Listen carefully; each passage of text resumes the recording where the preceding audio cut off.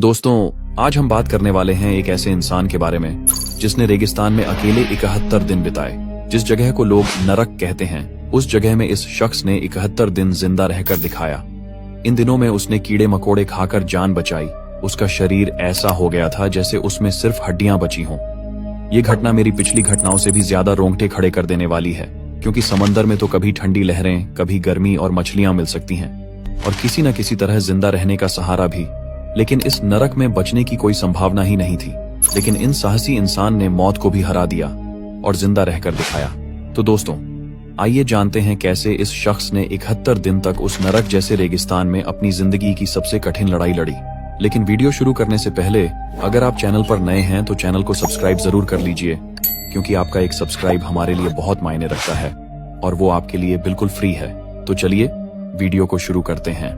ये कहानी शुरू होती है एक ऐसे आदमी की जिसने जिंदगी और मौत के बीच 71 दिनों तक अकेले एक रेगिस्तान में जूझकर खुद को जिंदा साबित किया। ये कोई कल्पना नहीं, बल्कि 100% सच्ची कहानी है। नाम है रिकी मेगी। एक ऐसा इंसान जो आम जिंदगी जी रहा था, पर फिर ऐसा हादसा हुआ जिसने उसे दुनिया से अलग मौत के मुंह में धकेल दिया। रिकी मेगी का जन्म ऑस्ट्रेलिया के विक्टोरिया राज्य में हुआ था, लेकिन जब वो किशोर अवस्था में पहुंचा तभी उसकी जिंदगी में एक बड़ा झटका आया। उसके पिता का देहांत हो गया। उस समय रिकी की उम्र बहुत ज्यादा नहीं थी, पर इतना जरूर था कि उसने उस दिन से समझ लिया कि अब उसके सिर पर पूरे परिवार की जिम्मेदारी आ चुकी है। रिकी ने अपनी पढ़ाई को बीच में छोड़ा नहीं, लेकिन साथ साथ वो काम भी करने लगा। उसे यह समझ में आ गया था कि अगर जिंदा रहना है तो मेहनत करनी होगी, और वह किसी भी काम से पीछे नहीं हटा। उसने कभी बिजली का काम किया, कभी मछली पकड़ने वाली बोट में मजदूरी की, कभी फर्नीचर उठाने ढोने का काम किया, और कभी कभी छोटे मोटे पार्ट टाइम जॉब भी किए, बस इतना कि घर का खर्चा चल जाए। हालात पूरी तरह बुरे नहीं थे, लेकिन पैसों की किल्लत हमेशा बनी रहती थी। फिर आया साल 2006। उस वक्त रिकी की उम्र लगभग 36 साल थी।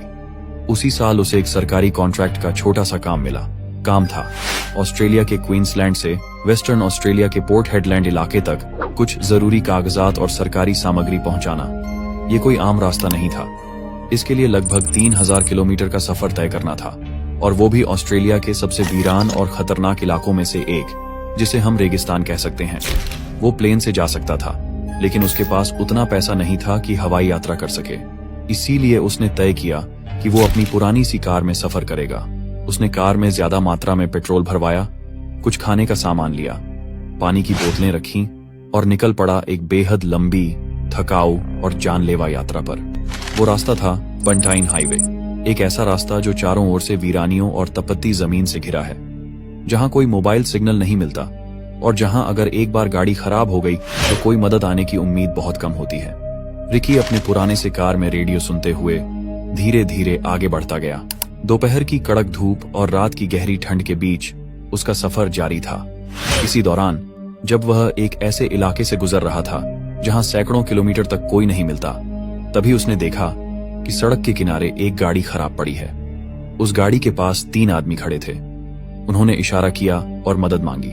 रिकी रुका, इंसानियत दिखाई और उन्हें अपनी गाड़ी में बैठा लिया। कुछ ही दूरी के बाद उन्होंने कहा कि प्यास लगी है। उनमें से एक ने रिकी को एक बोतल दी जिसमें ड्रिंक था। रिकी आमतौर पर अपनी बोतल खुद खोलता था, लेकिन उस दिन पता नहीं क्यों उसने बोतल उन्हीं में से एक आदमी से खुलवाई और बिना सोचे समझे पी लिया।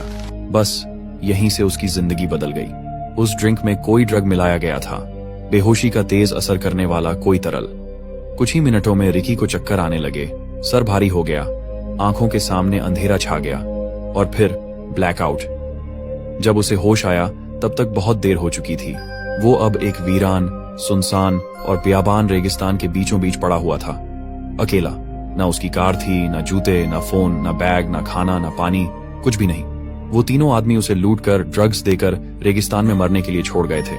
रिकी ने अपने होश संभालते हुए जब चारों ओर देखा तो उसे समझ आ गया कि अब उसके सामने कोई नहीं है, मदद नहीं आएगी। उसे खुद ही ये लड़ाई लड़नी होगी, खुद से, भूख से, प्यास से, गर्मी से, जानवरों से और उस मौत से जो हर पल उसका इंतजार कर रही थी। रिकी मेगी अब उस वीरान रेगिस्तान के बीचों बीच अकेला खड़ा था।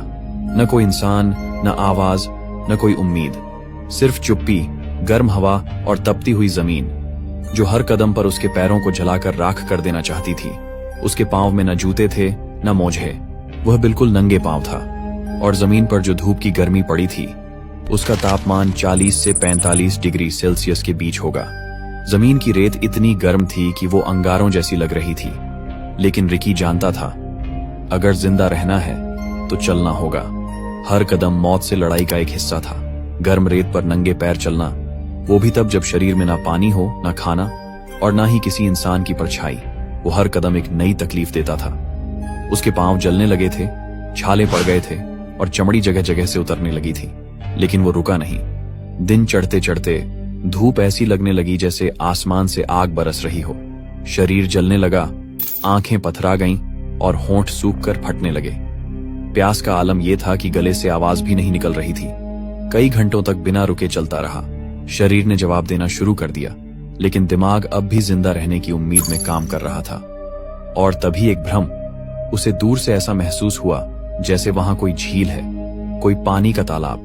वो लड़खड़ाते हुए उस ओर दौड़ा और जैसे ही वहां पहुंचा वो सिर्फ रेत थी, आंखों का धोखा। उसके हाथों में रेत आई, पानी नहीं। शरीर अब टूटने लगा था, लेकिन अंदर कहीं एक कोना जिंदा रहने के लिए तड़प रहा था। फिर कुछ घंटों की ठोकर और भटकाव के बाद उसे दूर कहीं एक छोटा सा गड्ढा नजर आया, जिसमें थोड़ी सी चिपचिपी और गंदी सी पानी भरी थी। शायद कोई जानवर वहां आता होगा। उसने बिना सोचे समझे उस बदबूदार गंदे कीचड़ जैसे पानी को पी लिया। उसे पता था ये पीने लायक नहीं है, लेकिन उसे यह भी पता था कि अगर अभी पानी नहीं पिया तो कुछ ही घंटों में शरीर हार मान जाएगा, वो मर जाएगा। पानी पीकर उसे थोड़ी राहत मिली, लेकिन अब शाम हो रही थी, सूरज डूबने को था और रेगिस्तान की ठंडी हवाएं चलने लगी थीं। दिन में जो तपिश थी अब रात में वो कम कंपी में बदल गई। और सबसे बड़ी समस्या थी, कहां सोए। जमीन पर सोना मतलब कीड़ों, बिच्छुओं, सांपों के साथ सोना। लेकिन किस्मत से उसे कुछ दूरी पर एक गुफा जैसी जगह दिखी। वो हिम्मत करके वहां तक गया, अंदर झांका। अंधेरा था, पर कम से कम ऊपर सिर रखने के लिए छत थी। वो वहीं बैठ गया। शरीर थक चुका था, मन अब भी जिंदा रहने की आस में था। लेकिन उस रात वो नींद में नहीं गया, वो जागता रहा, क्योंकि गुफा में कीड़े मकोड़े रेंग रहे थे। किसी ने उसके पैर पर काटा, किसी ने हाथ पर, लेकिन वो जानता था कि यह सब मौत से कम नहीं। फिर भी अगर यही खाना है तो खा लेता हूं। उसने पहली बार अपनी जिंदगी में यह जाना कि इंसान भूख से नहीं, हिम्मत टूटने से मरता है। वो अब जीने के लिए हर चीज खा रहा था, कीड़े, मक्खियां, कभी कभी पत्ते, और कभी तो अपने पसीने को ही चाट लेता ताकि शरीर में नमी बनी रहे। और वो रात, वो काली, डरावनी, सर्द रात उसकी जिंदगी की सबसे लंबी रात थी। लेकिन वो जिंदा रहा, क्योंकि लड़ाई अभी खत्म नहीं हुई थी। रेगिस्तान की आग उगलती रेत पर नंगे पांव चलता हुआ रिकी अब अपने होश और चेतना के बीच लड़खड़ाने लगा था। उसकी त्वचा जल चुकी थी, होंठ सूख चुके थे और शरीर सिर्फ हड्डियों का ढांचा बन चुका था। वो बस चल रहा था कहां, उसे खुद भी नहीं पता था। हर कदम जैसे मौत की ओर बढ़ रहा हो। तभी एक चमत्कार हुआ। रिकी की बंद होती आंखों पर एक बूंद गिरी, ठंडी, नरम, किसी फरिश्ते के स्पर्श जैसी। वो पल जैसे आसमान ने खुद रोकर रिकी को जिंदा रहने का इशारा दिया। रिकी ने आंखें उठाईं। काले बादल गरज रहे थे, आसमान बिजली से चीर रहा था और फिर तेज बारिश शुरू हो गई। पहले बूंदें गिरीं, फिर पलक झपकते ही मूसलधार बारिश होने लगी। उस सुनसान रेगिस्तान में जहां हर जिंदा चीज मर जाती थी, वहीं कुदरत ने जैसे जिंदगी बरसानी शुरू की। रिकी ने एक पल भी गंवाया नहीं। वो घुटनों के बल गिरा, दोनों हाथों से रेत खोदनी शुरू की। उसे पता था ये मौका आखिरी हो सकता है। उसने 3 से 4 बड़े गड्ढे खोद डाले। हर गड्ढा उसके लिए एक जीवन का प्याला था। बारिश का पानी उन गड्ढों में भरने लगा। वो बार बार उनमें से पानी निकालकर पीता रहा। वो जितनी देर तक पी सकता था पीता रहा, क्योंकि वो जानता था कि ये बारिश कब थमेगी कोई नहीं जानता। रिकी की बंद होती सांसों को जैसे फिर से हवा मिल गई। उसका सूखा गला, फटी हुई जुबान हर घूंट में जिंदगी महसूस कर रही थी। लगभग 1 से 2 घंटे बाद बारिश थम गई और फिर वही बेरहम सच्चाई वापस आई। रेत ने धीरे धीरे सारा पानी पी लिया। जितना भी पानी था सब जमीन के अंदर समा गया। रिकी खाली गड्ढों को देखता रहा। उनमें अब सिर्फ कीचड़ बचा था, लेकिन अब उसके भीतर फिर से जीने की आग जल चुकी थी। तब तक उसे रेगिस्तान में करीब 60 दिन हो चुके थे। हर दिन एक सदियों जितना लंबा लगता था। उसका शरीर अब बस एक कंकाल बन चुका था। हड्डियां बाहर झांक रही थीं, चेहरा पहचान से बाहर था। कभी चलती हुई गिरगिट को पकड़कर खाता, कभी खुद का पेशाब पीता और कभी सिर्फ कीड़े मकोड़ों से पेट भरता। दिन में तपती धूप, रात को जंगली जानवरों का डर और हर वक्त मौत की परछाई। फिर भी वो लड़ता रहा। हर बार जब वो गिरा, उसके भीतर की आवाज कहती, अभी नहीं, अभी जिंदा हूं। और फिर आया वो ऐतिहासिक 72वां दिन, 5 अप्रैल 2006।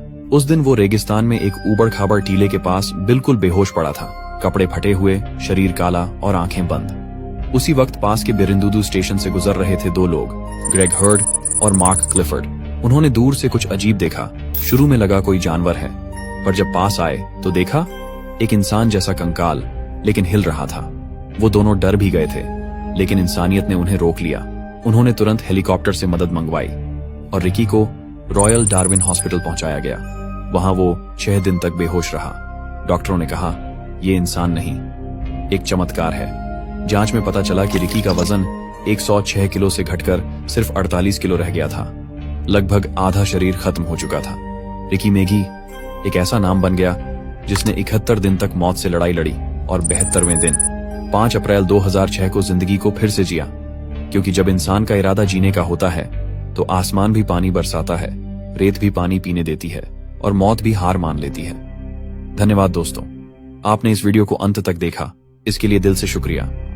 अब सोचिए, अगर आप इस इंसान की जगह होते तो क्या आप भी इतने दिनों तक जिंदा रह पाते? आपके लिए कमेंट सेक्शन खुला हुआ है, जरूर बताइए, हम हर एक जवाब पढ़ते हैं। और हाँ दोस्तों, चैनल को सब्सक्राइब करना ना भूलें, क्योंकि आपका एक सब्सक्राइब हमारे लिए ऐसा है जैसे परिवार में कोई नया सदस्य जुड़ गया हो। तो चलिए दोस्तों, मिलते हैं अगली रोंगटे खड़े कर देने वाली सच्ची घटना के साथ। तब तक के लिए अलविदा और दिल से धन्यवाद।